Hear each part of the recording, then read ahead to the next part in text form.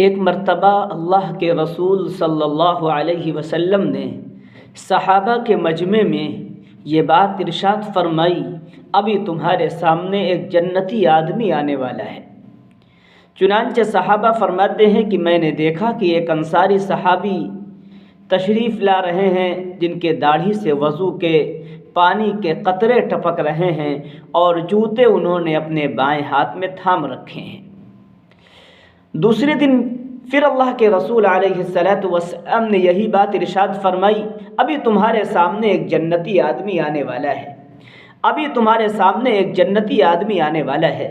صحابہ فرماتے ہیں میں نے دیکھا پھر وہی انصاری صحابی آئے، اسی حالت میں آئے جس حالت میں پہلے دن آئے تھے۔ تیسرے دن پھر اللہ کے رسول علیہ السلام نے یہی بشارت سنائی اور وہی صحابی تشریف لائے، اسی حالت میں آئے جس حالت میں پہلے دن آئے تھے۔ جب 3 دن ہو گئے تو عمرو بن عاص رضی اللہ تعالی عنہ کے دل میں یہ بات آئی کہ اللہ کے رسول علیہ السلام نے ان کو جنت کی بشارت دی ہے، ان کا کون سا خاص ایسا عمل ہے جس کی بنیاد پر اللہ کے رسول علیہ السلام جنت کی بشارت سنا رہے ہیں۔ وہ انصاری صحابی نکلے اور انصاری صحابی کے پیچھے عمرو بن عاص رضی اللہ تعالیٰ عنہ ہو لیے، پیچھے گئے اور آگے جا کر کہنے لگے کہ دیکھو میرا والدین سے جھگڑا ہو گیا ہے اور میں نے قسم کھا لی ہے کہ 3 دن تک میں نہیں جاؤں گا۔ 3 دن کیا آپ اپنے پاس ہمیں قیام کرا سکتے ہیں؟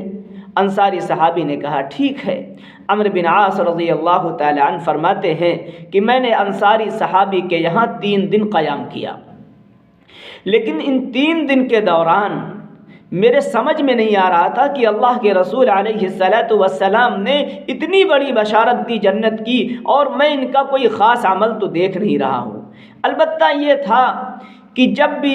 کروٹ بدلتے تو اللہ کا ذکر کرتے، اللہ کا نام لیتے، اور اسی طریقے سے میں نے ان کی زبان سے خیر کے علاوہ کچھ بھی نہیں سنا تھا۔ لیکن جب 3 دن پورے ہو گئے تو میں جانے لگا، تو میں نے کہا کہ دیکھو بھائی میرا والدین سے کوئی جھگڑا نہیں تھا، میرا والدین سے کوئی جھگڑا نہیں ہوا، میں نے اللہ کے رسول علیہ السلام کی زبانی آپ کے بارے میں جنت کی بشارت سنی تھی، اس لیے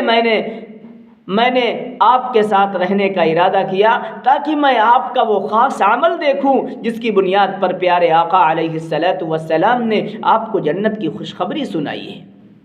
آپ یہ بتائیے کہ آپ کے یہی اعمال ہیں جو آپ کرتے ہیں؟ انصاری صحابی نے کہا اعمال تو وہی ہیں جو آپ نے دیکھے ہیں، اعمال تو یہی ہیں جو آپ نے دیکھے ہیں۔ عمرو بن عاص رضی اللہ تعالیٰ عنہ کہتے ہیں میرے دل میں یہ بات آ رہی تھی، میرے دل میں یہ بات آئی کہ اللہ کے رسول علیہ السلام نے اتنی بڑی بشارت دی، ان کا کوئی خاص عمل تو مجھے نظر نہیں آیا۔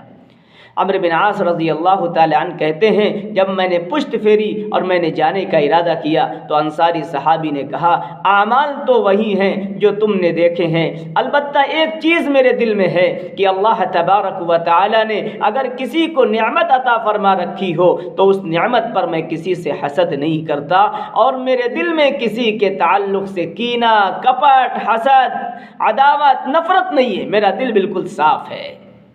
عمرو بن عاص رضی اللہ تعالی عنہ فرماتے ہیں یہی وہ عمل ہے جس کی بنیاد پر پیارے آقا علیہ السلام نے تمہیں جنت کی بشارت سنائی ہے، یہ وہ عمل ہے جس کو ہم نہیں کر سکتے۔ آج کے میرے پیاروں، میرے نوجوانوں، میرے مسلمان بھائیوں، ہر ایک کا دل حسد سے بھرا ہوا ہے، ہر ایک کے دل میں بغض، عداوت، نفرت ہے، کینہ، کپٹ موجود ہے۔ ہر آدمی دوسرے کی خوشی سے پریشان ہے، اپنی بدحالی سے پریشان نہیں ہے۔ دوسرا کیسے خوش ہے،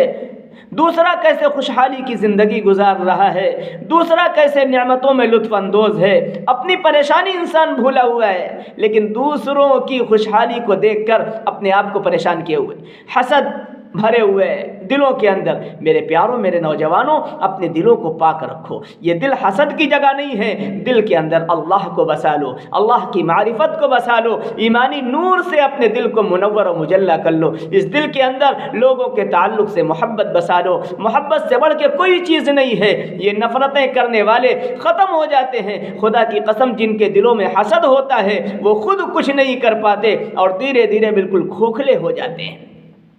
حدیث پاک کے اندر اللہ کے پیارے نبی صلی اللہ علیہ وسلم نے ارشاد فرمایا، حسد اتنی بدترین بیماری ہے، اتنی بدترین بیماری ہے، جو انسان حسد کرتا ہے تو اس کی نیکیاں ایسے ہی ختم ہو جاتی ہیں جیسے کہ آگ لکڑی کو جلا کر راکھ بنا دیتی ہے، ایسے ہی اس کی نیکیاں بالکل ختم ہو جاتی ہیں۔ اور اس مبارک مہینے میں اپنے دلوں کو پاک رکھو۔ اگر ہمارا دل پاک نہیں، ہمارا دل صاف نہیں، ہمارے دلوں میں حسد اور بغض اور نفرت ہے، تو یاد رکھو اللہ تبارک و تعالیٰ کی طرف سے یہ مغفرت عامہ اور رحمت عامہ جو ہو رہی ہے، ایسے آدمی جن کے دلوں میں بغض و عداوت ہوتی ہے، ایسے موقع پر بھی اللہ کی رحمت سے، اللہ کی مغفرت سے محروم رہ جاتے ہیں۔ اس لیے اس رمضان المبارک کے مقدس مہینے میں اپنے دلوں کو پاک کر لو، صاف کر لو، تاکہ اللہ تعالی ہم سب کی مغفرت فرما دے اور اللہ تعالی ہم سب سے راضی اور خوش ہو جائیں۔